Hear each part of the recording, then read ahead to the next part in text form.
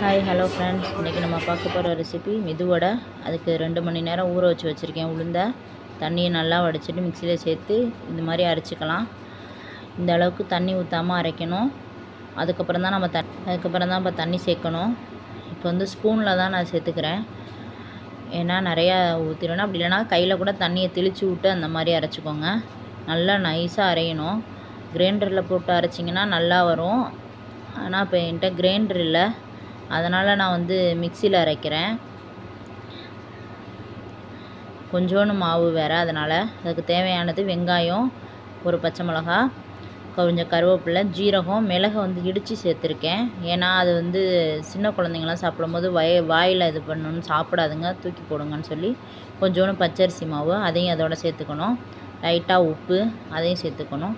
எல்லாத்தையும் போட்டு நல்லா பிணைஞ்சி விடணும் மாவை. நல்லா அடித்து இப்போ முட்டை கலக்கிற மாதிரி கையை வச்சு இப்படி செஞ்சு பிணையணும்.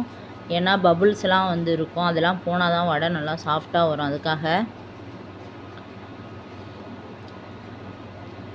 நல்லா அடித்து பிணையணும். ஒரு கையில் நான் ஃபோனை வச்சுட்டு ஒரு கையில் பிணையிறனால எனக்கு பிடிக்க முடியலை.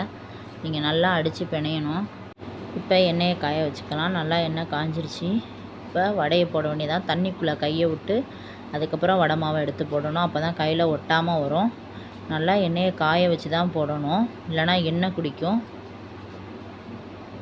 நல்லா ஒட்டாமல் வரும். நல்லா எண்ணெயை நல்லா காஞ்சிடணும். எண்ணெய் புகவுற அளவு வச்சுட்டு தான் போடணுமே. அப்படி இல்லைனா வந்து வடை ஒன்று வந்து கம்மியாக வச்சிங்கன்னா எண்ணெய் குடிக்கும். அதுக்குன்னு ரொம்ப வேகமாக வச்சிங்கன்னா வடை கரையிரும். பார்த்துட்டே இருக்கணும். போட்டாச்சு, ஒட்டாமல் கொள்ளாமல் வரும். இப்போ நல்லா வேகணும். கொஞ்சம் நல்லா ப்ரௌன் ஆனதுக்கப்புறம் தான் எடுக்கணும். எல்லா வடையும் திருப்பிவிட்டு, வடை கம்பி இருந்துச்சுன்னா கூட திருப்பிக்கலாம். வடை கம்பி என்கிட்ட இல்லாததுனால நான் வந்து தோசை திருப்பி வச்சு திருப்புறேன். நல்லா அரிசி மாவு போட்டிருக்கனால கிறிஸ்பியாகவும் வரும். இந்த மாதிரி ஒரு டைம் செஞ்சு பாருங்கள். நான் வந்து 1 மணி நேரம் வெளியில் வச்சு ஊற வச்சேன். ஒரு 1.5 மணி நேரத்துக்கிட்ட வந்து ஃப்ரிட்ஜில் வச்சுருந்தேன். ஏன்னா வந்து மிக்சிங்கும் போது சூடாகும், மாவு சூடாகிடுச்சுன்னா நல்லா இருக்காதுன்னு சொல்லி. அது மாதிரி நீங்கள் செஞ்சீங்க மிக்சியில் அரைக்கிறதா இருந்தால். கிரைண்டர்னால் ஒன்றும் பிரச்சனை இல்லை, சும்மாவே கூட வச்சு அரைச்சிக்கலாம். இந்த மாதிரி ஒரு டைம் செஞ்சு பாருங்கள் ஃப்ரெண்ட்ஸ், நல்லா டேஸ்ட்டாக இருக்கும். இதுக்கு காம்பினேஷன் தேங்காய் சட்னி, அதுவும் ரெடி பண்ணியாச்சு. பஹ்ரைனில் உளுந்த வடையெல்லாம் கிடைக்காது, அதனால தான் நான் வீட்டிலேயே செஞ்சுக்குப்பேன்.